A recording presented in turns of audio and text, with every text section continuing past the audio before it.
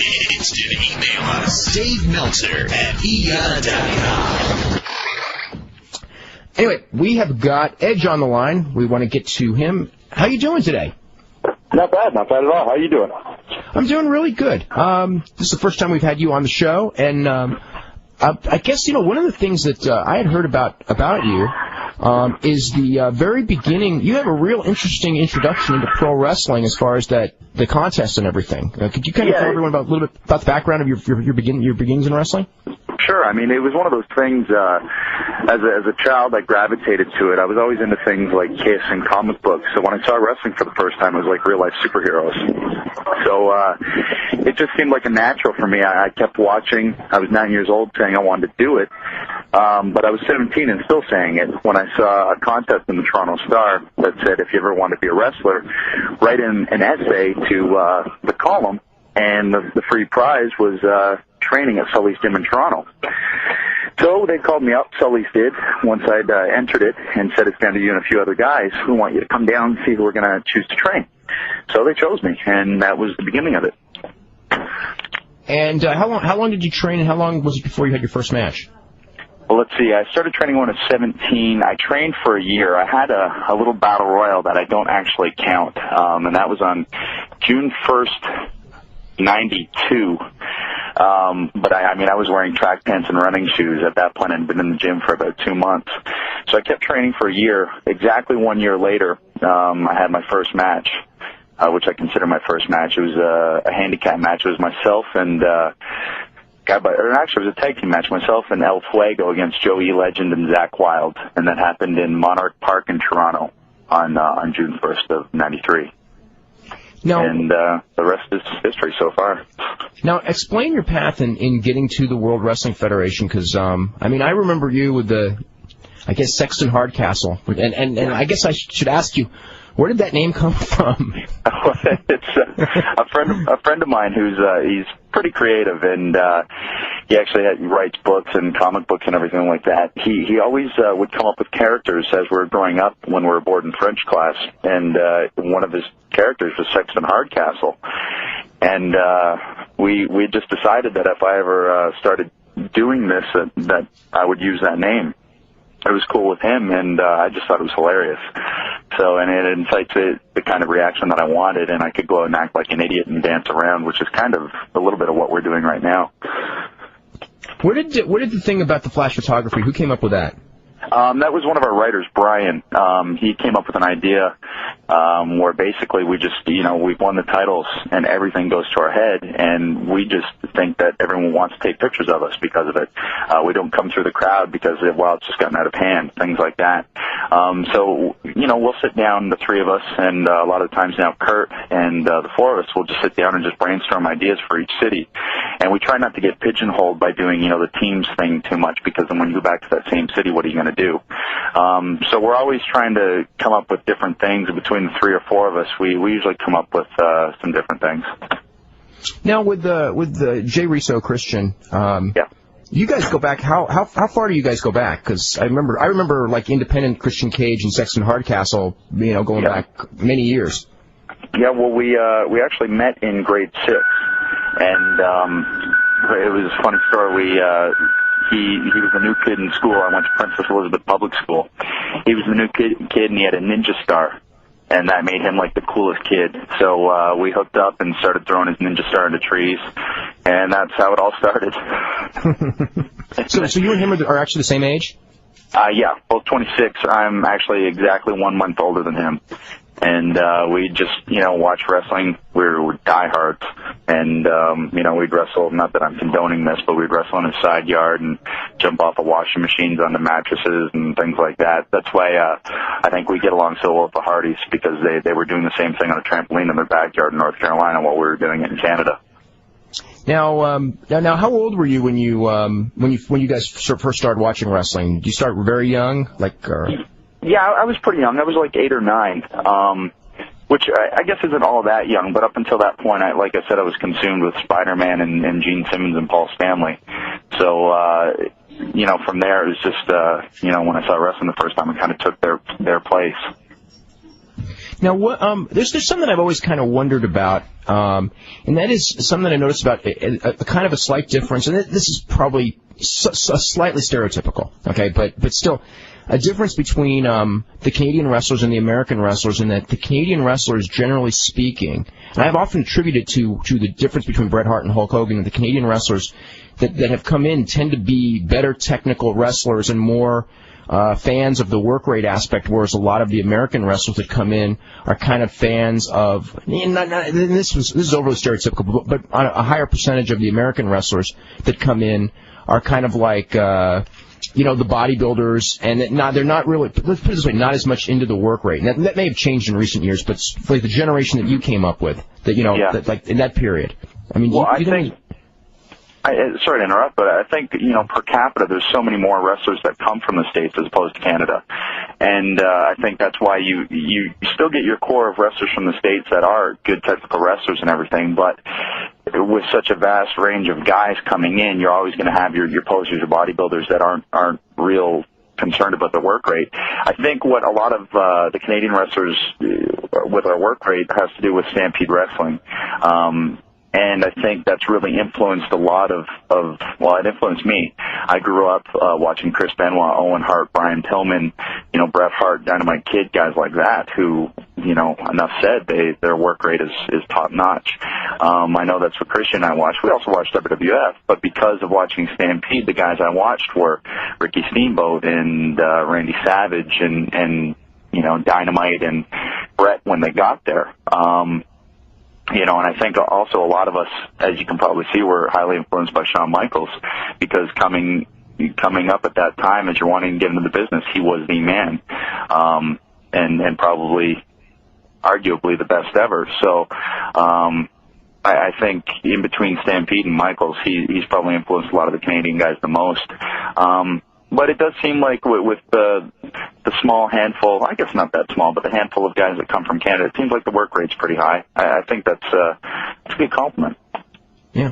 No, you, okay, so you started out in Toronto. Mm-hmm. At that point, I mean, were you someone who came in there and once you started out, it's like, this is how I'm going to make my living and I'm going to make it and I'm going to go, because you traveled a lot more than most independent guys at that time period did.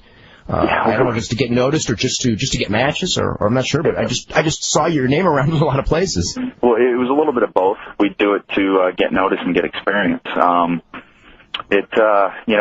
We went wherever we could. One tour, we called it a tour from hell. We went down to Tennessee for a month, and Jay was told that we had 18 bookings. It ended up being 3. We wrestled in a barn in Fall Branch, Tennessee, in front of 6 people. And just got dates where we could. And it was just one of those things, because we knew what we wanted, and we knew in order to get it, we had to do this. I always said to myself that I never had a doubt that I would make it. Not to sound egotistical or cocky, but I think if you have that doubt, then you won't. I had sat down and had a conversation with a friend of mine when we were both, trying to break in, and he said he didn't have that same confidence, and to this point, he hasn't been hired. And I think that has a lot to do with it. You need to have that confidence in yourself in order for someone like Vince McMahon to have that confidence to put you on TV. Now, how was working with Dory Funk Jr.? Because I guess you worked with him a lot before starting with the WWF. Yeah, at the first Funking Dojo. Dory was the trainer, and a year before, actually, I had sent Dory a tape. I was in 2 teams at the time. I was teaming with Jay a lot, and I was teaming with Joe as Sex and Violence. And I had heard they needed teams for a tournament in All Japan. So I thought, well, why not? I sent Dory a tape, and he said he liked it. So we had talked on and off that year, and then I found out that he was going to be the trainer of that first camp. And so I was really looking forward to it, and it was great. It was a lot of fun. I look back on all the people that I've learned from, and I was trained by Ron Hutchison and Sweet Daddy Siki. And then from there, I worked with Bret a little bit out in Calgary, and then from there, Dory Funk. So, I mean, the list of guys who helped me get to where I am is a really good list, and I look back and I'm thankful for it. This first question here is from Ryan Anderson, who says, what would you rate as your best singles match and your best tag team match so far in the WWF? Oh, yikes.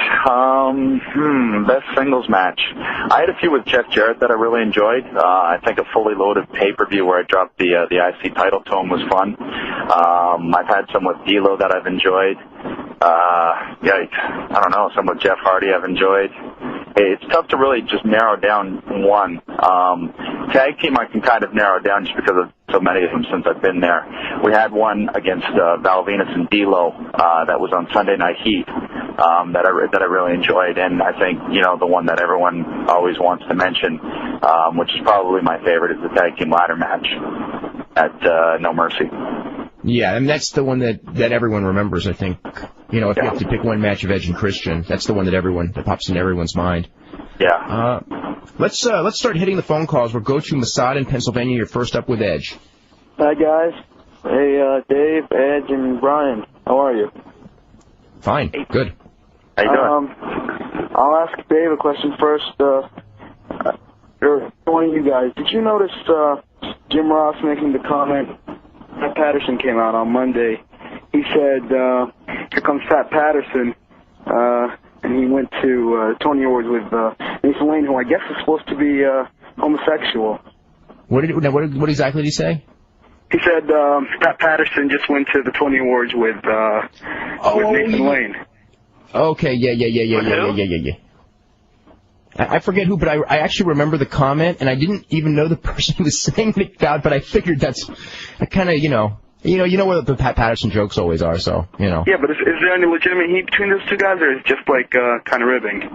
I think it's more ribbing only because every commentator that the WF has had, with the exception of when because Vince always played straight man, always made, Pat Patterson jokes. I mean, you can go back to Jesse Ventura and all of them. It was just, it was kind of like an inside rib type of thing. I don't know that there's not heat, but, I don't know. I mean, it's just one of those things. I think it's part of WF culture is, that the commentators make fun of Patterson, in those situations. And the guy doesn't mind? Patterson? I don't know. I don't know him well enough to know if he minds or not. I mean, it's just something that's always been done. I don't know. I don't know if what Howard Finkel used to think when they used to always kind of use him as the butt of jokes either. It's just something that they do, I really don't know the answer as to if he minds or not, though. After the broom spot, I don't think he could.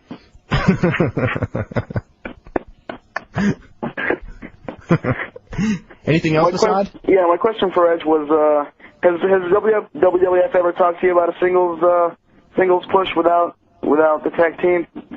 Well, I mean, it's been thrown around off and on all the time, but things change minute to minute with the current state of playing. You always have to keep people interested. When that happens, everything changes a lot. So there's been times where, a single push is coming and then it just ends up being a tag team thing again, which is fine by me. I've kind of looked at it like the way Bret and Shawn had their careers. And if I could try and forge the same thing, I think that'd be a really cool thing. They weren't rushed into anything. They weren't pushed into anything.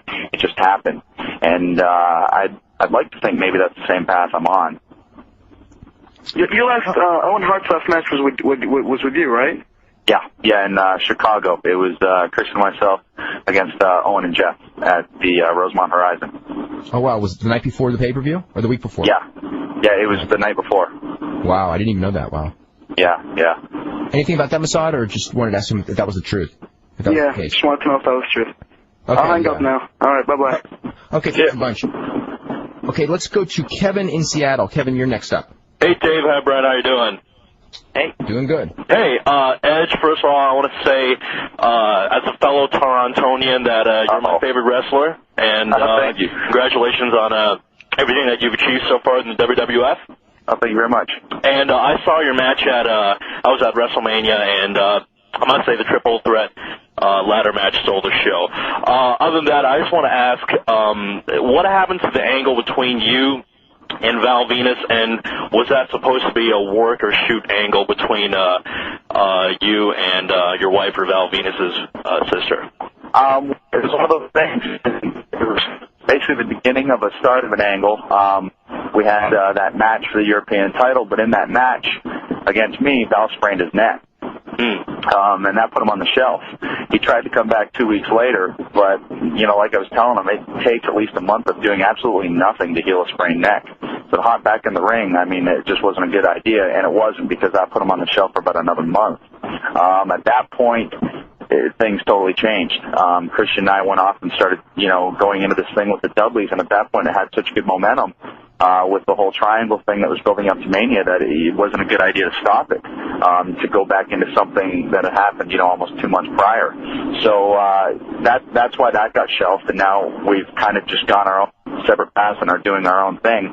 And I'm engaged to Val's sister, so it seemed like a natural. Are you ever opposed to having her being part of WWF angles or part of TV or anything like that? Yes and no. I think if it were to happen, I'd rather it be Atlanta just because I wouldn't feel comfortable doing that with someone else. But at the same time, I wouldn't want her, you know, exposed to what we go through night in and night out because it's hectic and it takes a toll. Maybe if it were short, you know, if it were just for the one storyline, but then you see how popular some of the girls become, and you wonder if it would actually be that way. So, I don't know. It's a double-sided coin, I guess. Okay, well, I got one more question for you. I was wondering, you, obviously you, Christian, Jericho, and Chris Van Raal are, I guess you would say, on the bottom level of the top tier right now, working your way up. Who do you see in the next group of people coming up to the main event status, so to say? Let's see. Well, I would have to throw Kurt Angle in that group. Kurt's one of those guys. He's only been wrestling altogether for, I think, about a year. And to me, he seems like a natural. He's really picking it up. And from teaming with us, he's like a sponge. Not that we're teachers or anything, but we have more experience. And he definitely listens, which is good. And he already has natural instincts on knowing what to do, without having to be told. So I would say Kurt. I would say Chris Jericho. I would say Chris Benoit. I'd like to think we are. I don't know. It's always hard for a tag team to crack that top tier. You know, so it may be one of those things where we have to break up and do a program against each other for us to be able to crack into that. But, you know, who knows? Well, I see you guys as being in that top tier already, and I just want to say continued success in WWF, and good luck with everything else. Great. Thanks. I appreciate it. All right. Thanks a lot, Edge. Okay, thanks a bunch. I'll ask you, are you living in Toronto, or did you move from Toronto? Actually moved from Toronto. Right now I'm in Toronto, though. I'm in my truck in Toronto, but we moved down to the Bahamas, and that was strictly because of the taxes here in Canada. When you fall in the highest tax bracket, the taxes are 48%. So that just seemed like a lot to me, and I decided, well, you know, Lana and I will move down there and give it a shot. So I moved down for a year, and we've decided that it's not for us, and we're going to be moving again. So it was worth a shot. We can say we lived on Paradise Island for a year. Are you going to move to the United States, or are you going to go back to Toronto? Going to move to the States. I'm going to buy a house in Tampa, and eventually I definitely want to buy another house in Toronto because it is home, and both of our families are all still up here. So that'll be where I come to in the summers. But during the winters, I'm thinking Florida's a lot better. Have you like before you went to the WWF, was there ever like a situation where, I mean, did you had contact with, say, you know, whether it be WCW or ECW or someone along the way, and was it something where you always wanted to get in with the WWF, or was there? Well, you had actually mentioned you were considering try to get into All Japan at one point. I mean, how did your pre-WWF career? Who did you meet and not meet, and were there any like near misses, I guess? Actually, no.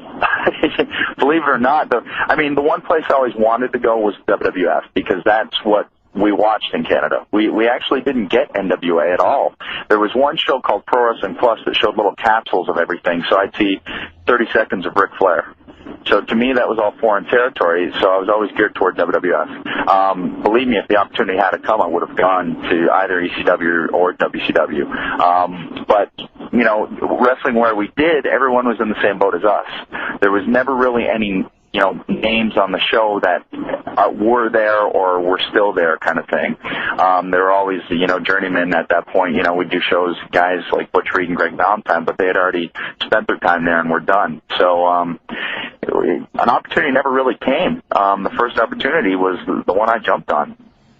And how what was that like? Who did you meet and who found you? It was actually, I was wrestling an independent show in Ajax, Ontario, and a fellow by the name of Carl DeMarco, who's now the Canadian president, was in the crowd that day. He was friends with Bret and said, you know, you got something there. I'll give a tape to Bret. And eventually Carl ended up getting the Canadian presidency job, like I mentioned. When Bret went down with a knee injury, well, even before that, Carl called me one day and said they needed to work some Bob Holly in Cops Coliseum. Would I like to do it? And I said, you better believe I would. So I drove down to Hamilton and I worked Bob, and I was really happy with the match, and so were the agents. At that time I was 22, so we kept in contact, and that was that.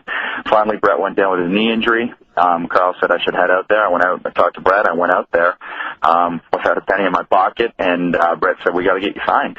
So that was the start of my WWF career.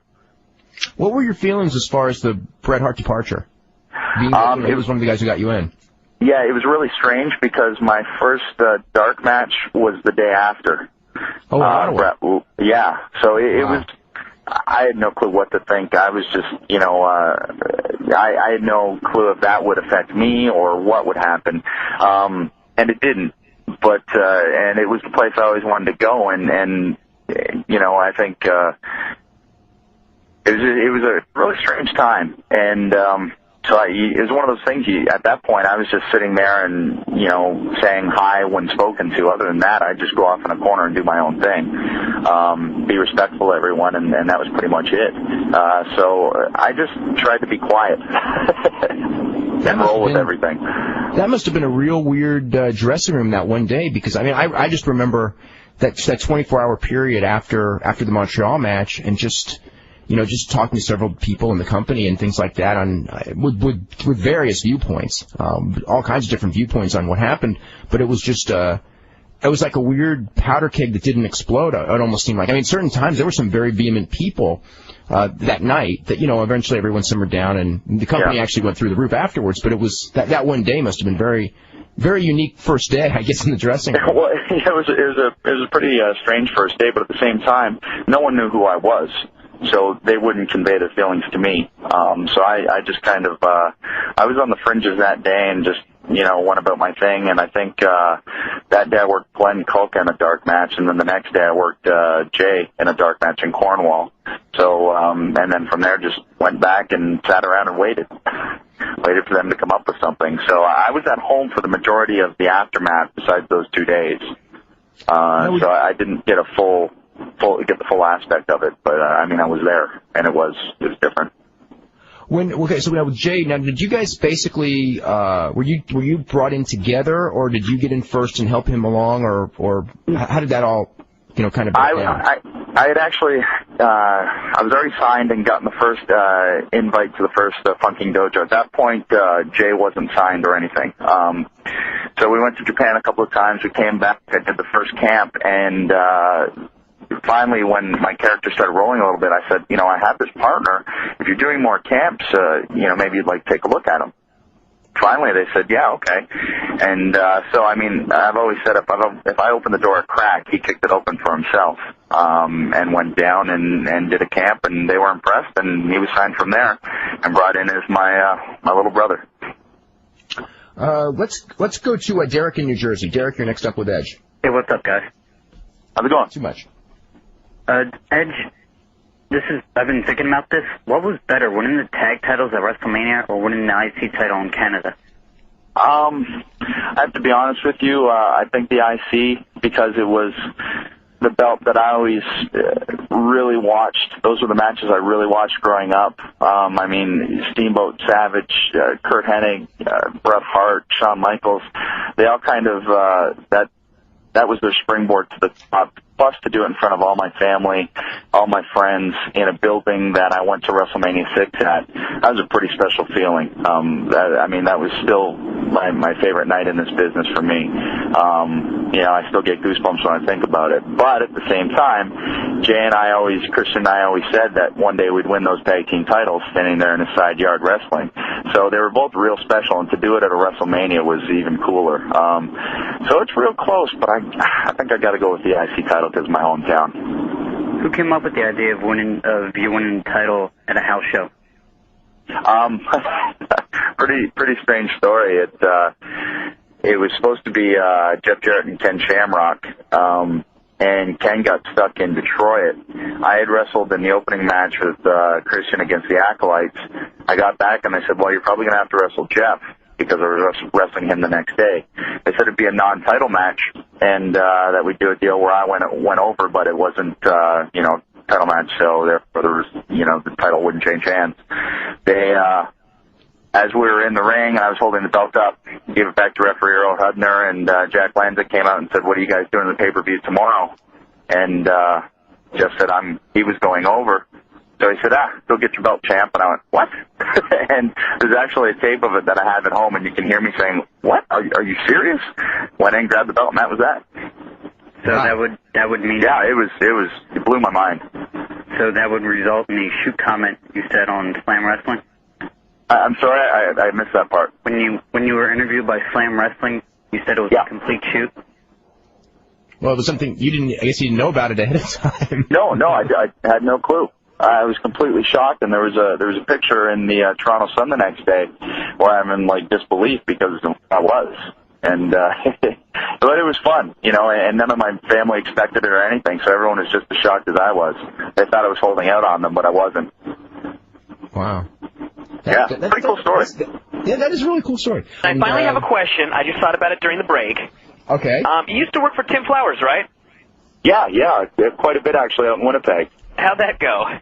Oh, it was great. Tim's definitely a character. One of those guys that you can't help but learn from. He's a veteran and everything he does looks sharp. I mean, it looks crisp. It looks solid. A lot kind of like a Fit Finley. We actually did an angle, myself and Chi Cruz were a tag team out in Winnipeg, which was great territory when you look back at the roster. I mean, to see it now where all those guys have gone, it's incredible. But against my old partner Joe and Tim, and it was good stuff. It was a lot of fun. This is an interesting question. I never heard this before. Wow, this says, is it true that when Vince Russo was in the WWF, he wanted Edge to do a deaf-mute angle? I had heard rumors. I don't know how true it was, but I had heard rumors about it, and people still come up to me to this day and say, "Glad you're on a deaf mute." So I don't know whose idea or what, or if it was even true, but I heard the rumblings, and I just gulped. I was like, "Oh God, no." That's when you think about getting noticed or something. Yeah, really. They gave it to Kane. This is from Steve Gerwick, which has nothing to do with Edge, but it does have something to do with what we talked about earlier. And he says that my full-time job is a school teacher like Bruce Mitchell. On a daily basis, I come in contact with kids ages 5 to 14, so kindergarten through 8th grade. The hot move right now with the younger kids is the worm. The most second and third graders that I talk with believe that they can do the worm and often attempt it. Children with better memories, the middle graders in particular, still like the stunner. So that's the older kids that grew up with it. Also popular right now are the pedigree, the rock bottom, the people's elbow. I knew the people's elbow. And the choke slam. He goes, I come in direct contact with 450 kids, and in my 6 years of teaching, I have never seen one kid attempt a WCW move. That's the scariest thing I've ever heard. In fact, kids rarely talk about WCW. It's considered boring, consisting of old guys that the kids don't care about, Flair, Hogan, Page, etc. Now, I was always told, because, my girlfriend's younger brother is a super big wrestling fan, and he's 12 years old, and he has talked about WCW. In fact, at one point he was a real big WCW fan, but the one that he would talk about was the Diamond Cutter when Page was really hot, which used to always kind of surprise me. But can you mention I think the pedigree on their friend? I guess they're doing pedigrees. I remember him telling me once. This is when I got really scared. He came by for a weekend, and we were just talking about wrestling, and he just goes, "Oh yeah, we had a kid, who got all bloody at school today." And he goes, "What happened?" In recess, they DDT'd him on a tree stump. It's like, oh god. Oh man, that's so bad. I mean, you know what though? It's going to happen. I mean, we were doing it when we were kids too. It's just whether it's any kind of physicality. I mean, kids will run around and say, I mean, when I was growing up, Ninja Turtles, or G-Force. Yeah, that's really old, but. and nowadays kids will say Pokemon, whatever, or wrestling. It's always going to happen. Kids always wrestle around. A lot of the times wrestling gets the blame for it, and I don't think it's always fair. Kids will wrestle. But back to the signature moves, I think it's just because the WWF does such a good job of making sure that the name of a move gets over. Really, in the WCW, the only one I can think of is, like you said, a diamond cutter or Hogan's leg drop or the Stinger splash. Spear jackhammer with Goldberg. Oh, okay, yeah. That one really good. Yeah. Yeah, that's another one. And but I mean, a lot of them, any moves that are now happening in WCW were coined in the WWF. So it's I don't know. And when I think of Scott Hall, I still think of the Razor's Edge. Yeah. Yeah, so I don't know. Maybe it's just the way different company or different announcers promote the moves. I don't know.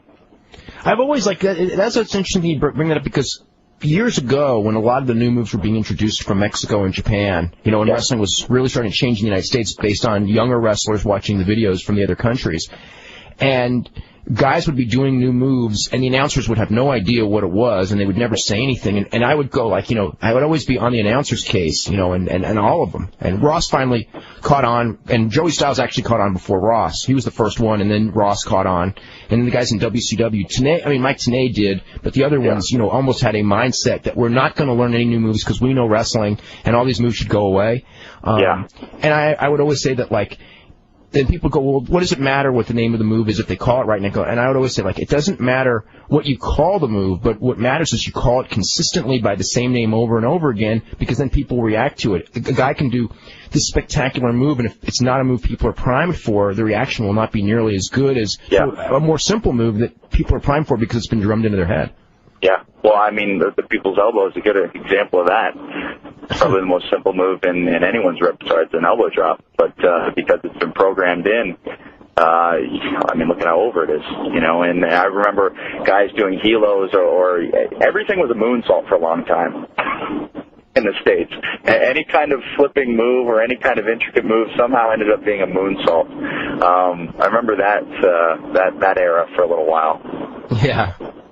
So, what are your thoughts as far as, you were in that match at WrestleMania, and of course the other ladder match, where Jeff Hardy did the one with that senton or swanton off the top of the ladder, and some really, really crazy stuff. I mean, sometimes, when I watch those matches, in fact, the WrestleMania match came to my mind. It's a great match, but I get scared because it's at what risk, at what point does the risk become too dangerous? Yeah, where do you draw the line?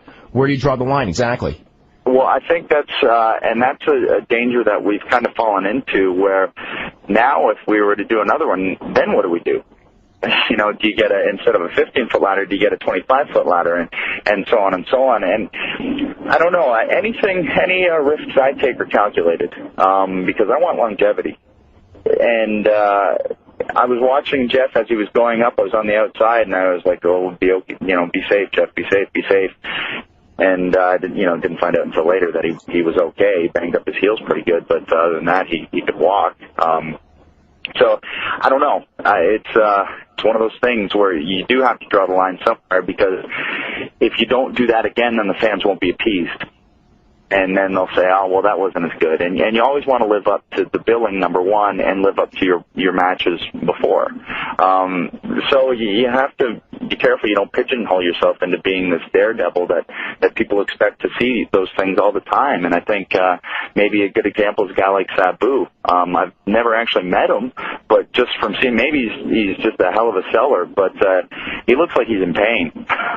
And I think, he's known as the suicidal, homicidal, I don't know the whole phrase, but, from doing moves like that, and that's what got him over. But at the same time, you have to wonder if at some point he should have drawn the line.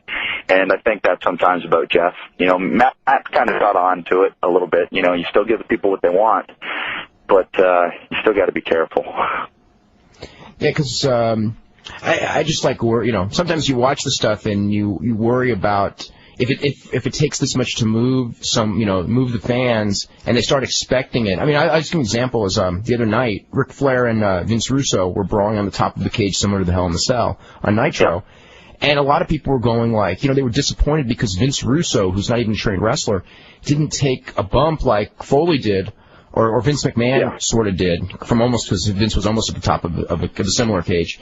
And I was just thinking like, you know, like, I mean, a super trained bump taker, I would hate to see do it, but I mean, I guess if it's, you know, it's been done. But some, you know, it's like it's something like people were actually expecting once he got up there, he was going to take a bump off the cage because they have actually seen people do that. Yeah. I felt bad and the thing is, like super trained hanging bump from the top taker would hurt fell into himself. the ring, and the cameras missed it. Yeah, that was a lot. And falling into the ring was okay. Yeah. Okay, let Edge. What did you just say? Well, I mean, a super trained bump taker would hurt himself, no matter what people say about wrestling. You take that kind of fall, it hurts, whether you've been doing it for 10 years, whether you've been doing it for 2 months. So someone who knows what they're doing will still, you know, jar themselves. Vince Russo would have killed himself. And I think, you know, that's kind of a precedent that's been set now, and anytime you do a match like that, you're almost pigeonholed to try and to top that, and that makes it really tough.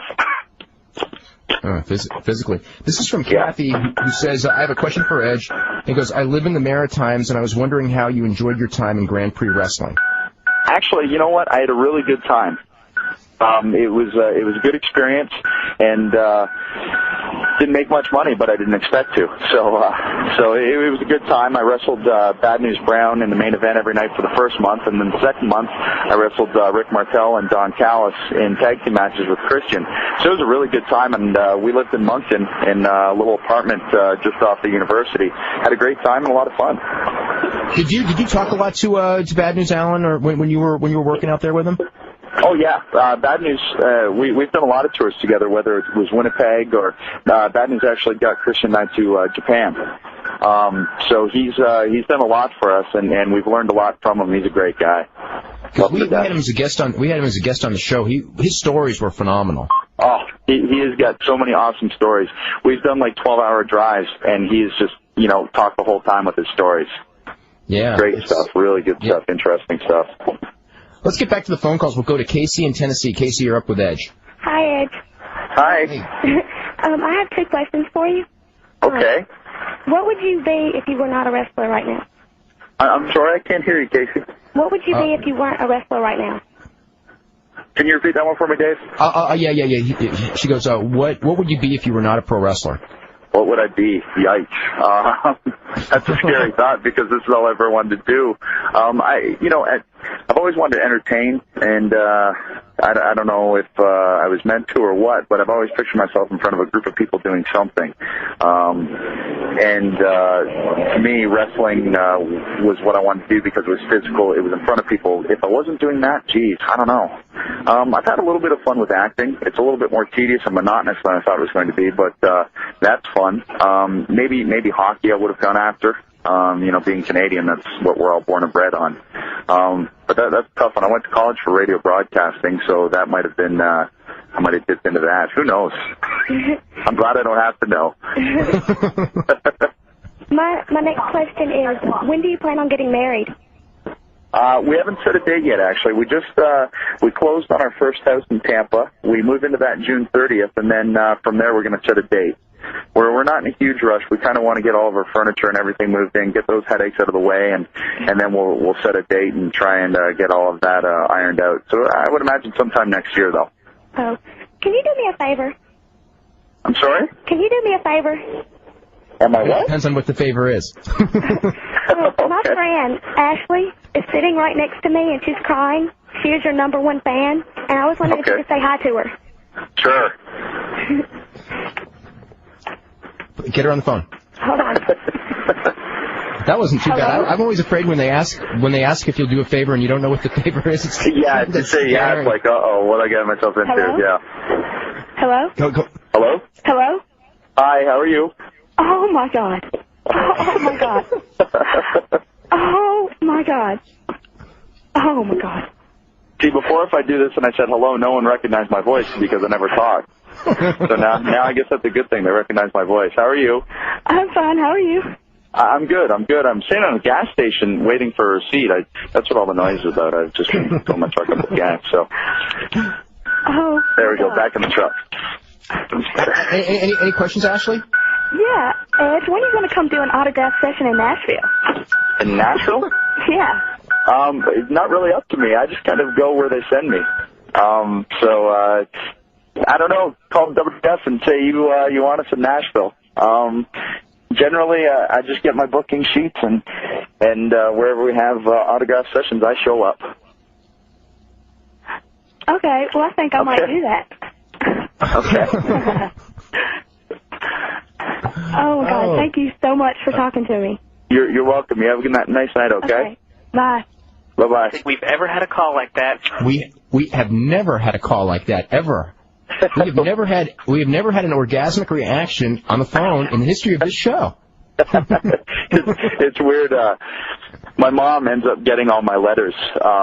So when I come up to Toronto, I have like a whole bunch of letters to go through, and it's pretty much the same theme throughout all of them. A lot of teenage girls and a lot of oh my gods and things like that, which is flattering. But one thing that I didn't honestly really expect, but at the same time, when I first came in, I didn't know what to expect. I never thought I could be a face in the climate of today's wrestling, and when it ended up that it seemed like I was getting face reactions, I was surprised, and then the whole Brood thing, and then the Brood became faces, and I didn't think I'd become a heel after a while.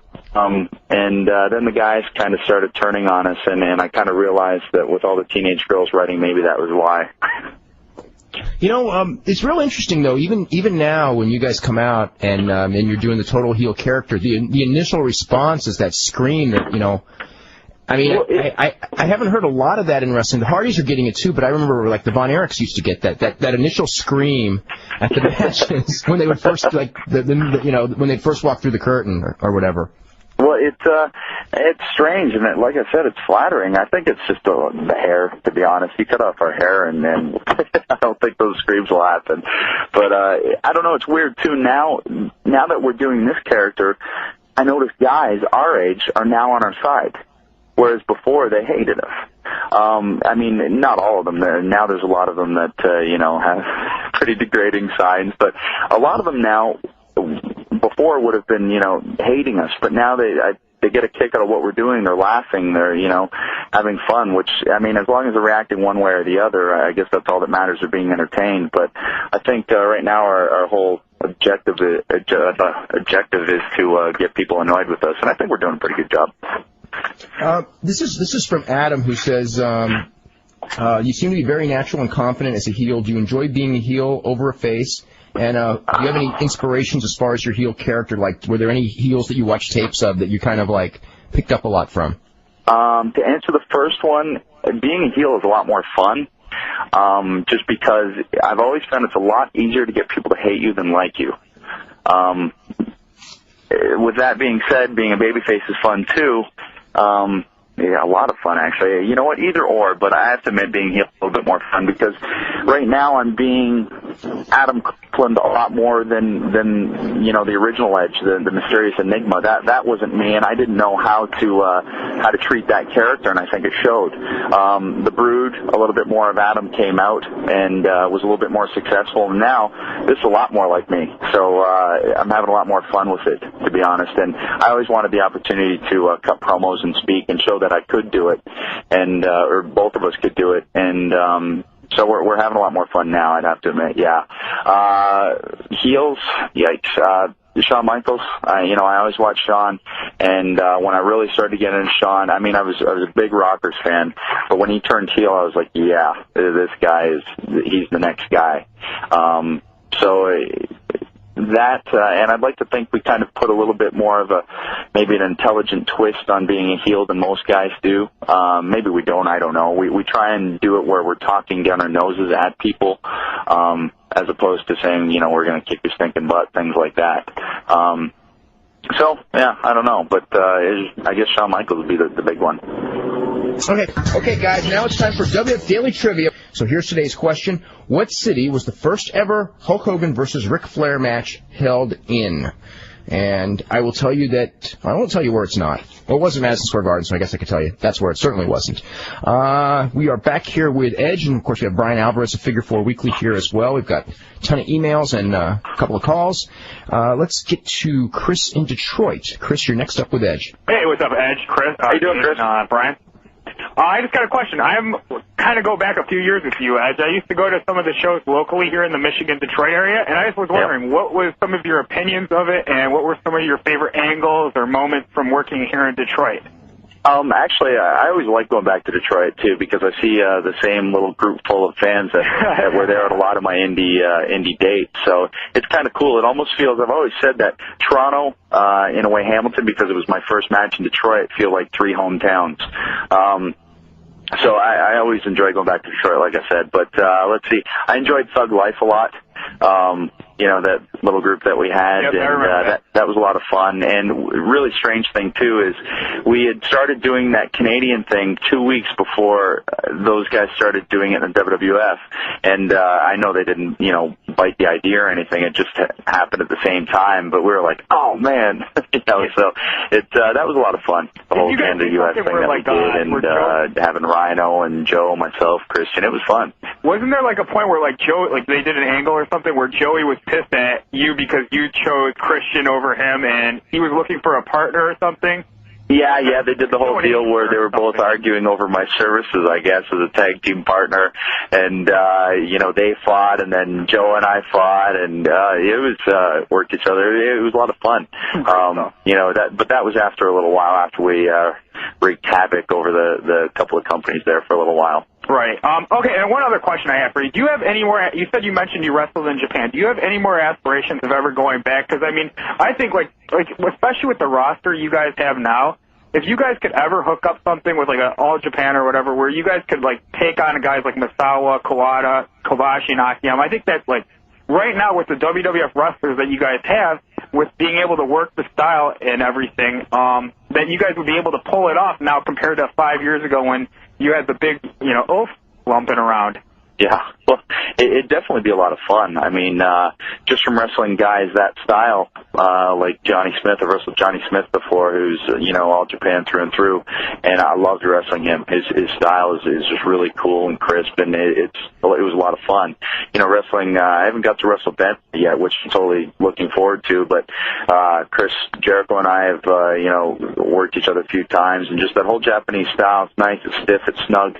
A lot of the Canadian guys work that way, too. Mind you, a lot of Americans do too. So, but it's a lot of fun. I think I'd definitely like to go back to Japan someday.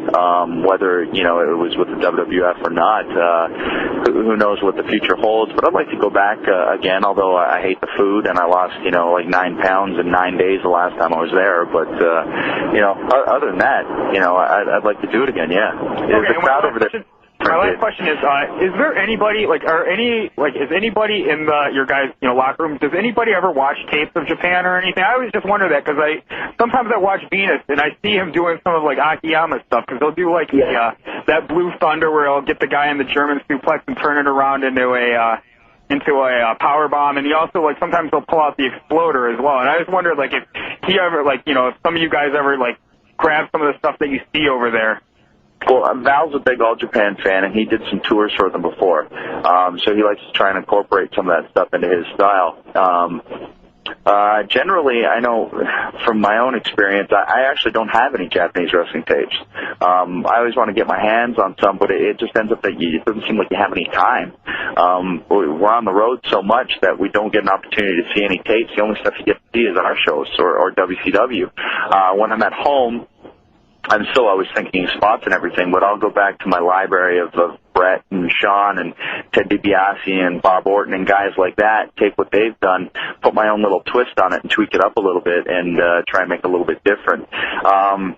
Japanese-wise, I don't really, like I said, have anything in my catalog, but I'd like to one day just to take what they've done and make it a little bit more my own as opposed to theirs.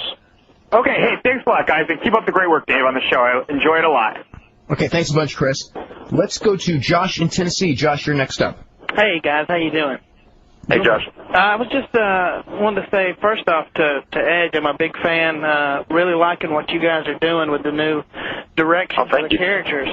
I was wondering if any plans in place for maybe a name for the tag team for you and Christian? Have y'all thought about any names? Like a lot of times you hear or two is Maple Leaf Blondes, Suicide Blondes, things like that.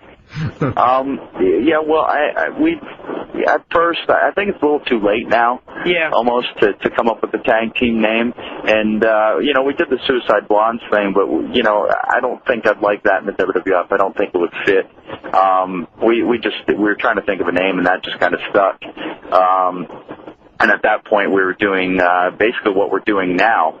But when we first started teaming, we were still, the two mysterious guys that came through the crowd. So to come up with the tag team name, the Brood would have worked. But it wouldn't work now. So I think we're probably, I always just call us ENC. It just seems easier. I don't know. But I think that to change it now, it wouldn't really work. And I've always liked the fact that we still have two separate identities that way. Right. Once you get, it's almost like you get pigeonholed when you get a tag team name. It's like, oh, that's that guy from the Brainbusters or something like that. As opposed to Arn Anderson came out of it, but for a while he's probably Arn Anderson, that guy in the Brainbusters. Exactly. That's a good point. You'll always hear like Smash referred to as Demolition Smash or Demolition. Yeah, and that's one thing I've always enjoyed, that we're just, he's Christian, I'm Edge. Right. Well, that's a good point. The other thing I wanted to know is you guys have been teaming with Kurt Angle a lot, which has been great, made for some really not only good matches, but some hilarious TV. Are y'all interested in maybe staying with him? Is there a stable maybe forming, or is that possible? I'm sorry, I missed that last part. Would y'all continue teaming with Kurt? Could y'all possibly be forming a stable, maybe adding some more guys to it, or is it just you three right now? The thing with Kurt, it just seems like a natural.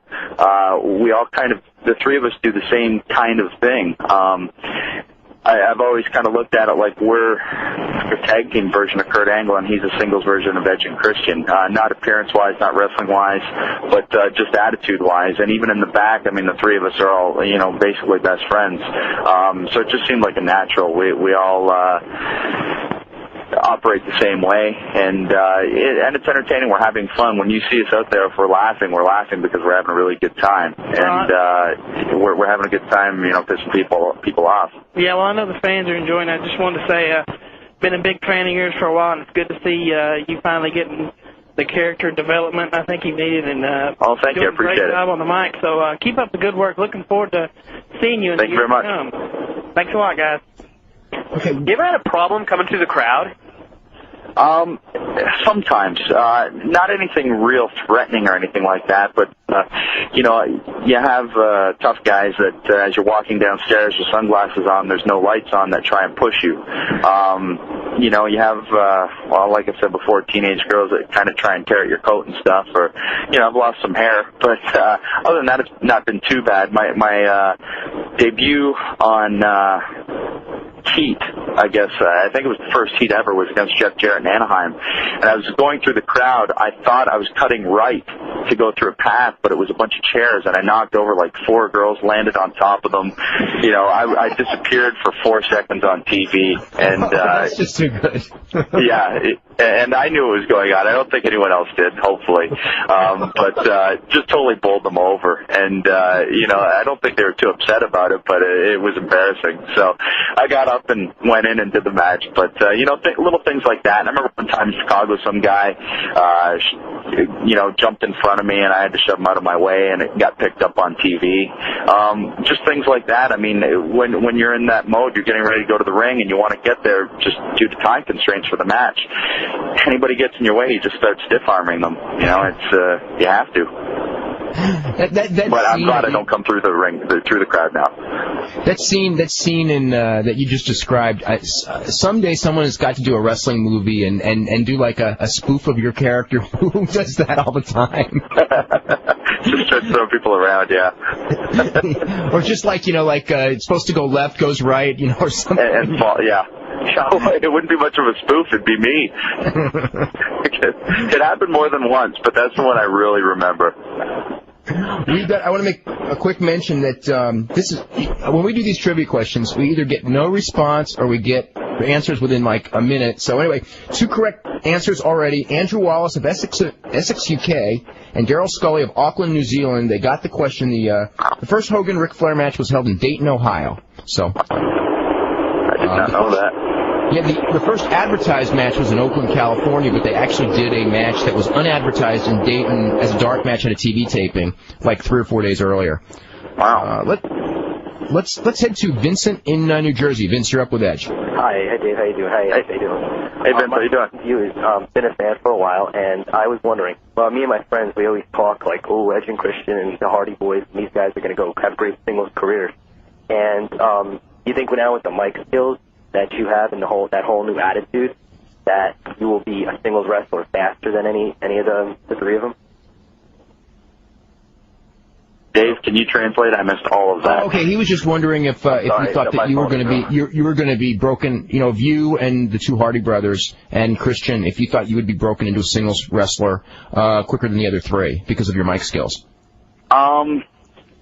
I think Christian has mic skills too, so I don't think it would be because of mic skills. And the Hardys will too once they get a chance to develop them. I mean, when we first started doing them, we were just nervous. And the four of us have never had an opportunity to do promos before. These ones you're seeing of Christian, that Christian and I are doing, these are the first ones we've done, and we're having to do them in front of a nationwide audience.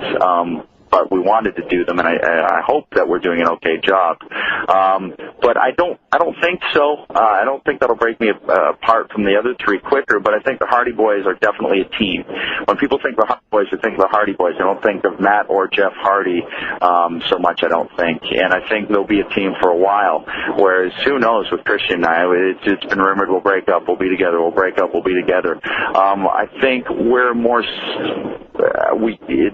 That's a tough question. But, I mean, they even look like a team, whereas Christian and I have always tried to keep our own identity. And I think in the back of our minds, it's always because eventually we know we're going to go singles. And who excels further past that, who knows? Okay. Can I ask one more question? Is that how the first comedy bit, I guess you did, if that's the word for it, were you guys like having stage fright by any chance? Or? Oh, but for the first time you started doing this gimmick, were you scared about for the first time you started in this thing? I mean, the first time that you try to, it's like my first match on Raw. You try not to think about how many people are at home watching, and I was a little bit nervous, yeah. But once I started rolling, I just thought about everything and just wanted to get my point across and get a little bit of my character and try and be, just forge a new path for the character of Edge. And now, I still get a little bit of butterflies. I don't get butterflies about wrestling matches now. I get butterflies about my promos. Because I want them to be entertaining and hopefully people will react the same way as I do, as I'm thinking of them along with, the other guys. But that's when I get a little bit nervous when matches don't do it anymore. Okay, thanks a lot, Edge. No problem. Okay, before we hit a break, I want to mention, I got a couple of emails here. This is from Chris Viola, who says, your first pay-per-view was SummerSlam 98, and you teamed with Sable. It kind of came out of the blue, was never explained, and never went anywhere. And he was just going like, were you supposed to be, I mean, how did that come about? And at the time, did you think it was going to be a long-term thing, or was it just something that came and went? I think it was just something that came and went. I think maybe at some point it was, talked about that we'd be together, but it was just right place at the right time. I just started. No one knew who the partner would be, and I guess it just seemed like the right thing to do. Although what made it hard that night was, I think that night Sean and her danced in the ring or something to that effect, so everyone was hoping it would be Sean. But I think it was a pretty entertaining match, and I had fun doing it. I got one under my belt and could move on from there. But, yeah, it was just one of those things that happen a lot in wrestling. You do it once, and that's it. When you first were introduced, I sensed it as sort of a Ravenish character, with the original vignettes. By the way, someone asked, where were those vignettes originally filmed? They were actually all filmed in New York City, between, Brooklyn and the Bronx and all over the place. And they were a lot of fun. And at that point, no one really knew what Edge was. It was just Edge. He's this, originally it was supposed to be like a 90s modern-day Jim Morrison, which I never really felt comfortable with because, what was I supposed to be, like this guy that walked down the ramp in a drug-induced haze? I didn't know what it was, where to go with it. And I think it shows in my first few matches. I didn't know what to do, and like I've said before, the Brood really helped with that. It kind of made me feel comfortable. I was with two guys that I enjoyed working with, and we were all just having fun. And once I started having fun and not being stressed out about what I should do in between moves, how I should react to the crowd, things like that, it made it a lot more easy and comfortable. And this is from Chris Hussein, who wants to know where you and Christian went to school in Toronto. Actually, we went to Orangeville District Secondary School. That was our high school, and then we went to Humber College together, too. We actually ended up living in a place with our three other best friends, and we all went to the same college. So we went to, like I said before, Prince Elizabeth Public School, from there ODSS, from there to Humber College. And also, this is asking, how was doing the movie or the TV show Highlander when you were in? It was actually the movie, the fourth movie in the series, and it was a lot of fun. You know, I mentioned before about acting being a little bit more tedious than I thought it was, and it was a lot more monotonous. And you know, so many wrestling, it's 1 or 2 takes, you're done, and in front of the crowd, it's definitely one take. But in comparison, all the time, it takes 14 hours. So when you're used to things snapping off really quickly and this taking, forever, it was Oh, we're losing him. Okay, he's on his, I guess his cell phone's going down. Maybe he went through a tunnel. Yeah, maybe. Anyway, until we get him back, I guess, we should probably hit some phone calls. Let's get to Liam in Boston until we get Edge back. Hey guys, how's it going? Liam, how you doing? I'm doing all right. Yourself? Doing really good. Good. I actually had a question for Adam, but I was going to ask you, what do you guys... He's on. So don't worry about that. Adam, how's it going? We've got Liam from Boston on it. Okay. I was just wondering if there was a reason that they switched his finish from the downward spiral to the spear. If there's a reason for what, sorry? That they switched his finish. They switched your finish from the downward spiral to the spear. You know what? The spear's not really my finish per se. I just, it fits well and the people react. And depending on the person who's taking it, I won't use it. So I'd still like to use the spiral, but at the same time, it's one of those moves that it looks like I'm taking just as much punishment as my opponent, and it doesn't get the reaction I've always wanted. So I've been trying to think of something else to use that would, keeping in mind things that I could do to, like, any opponent, or good reversals if I'm working someone like Rock or someone like, a Stone Cold or a Helmsley, good reversals in and out of moves that, will take the fans on a nice little ride. And I thought the spiral would do that.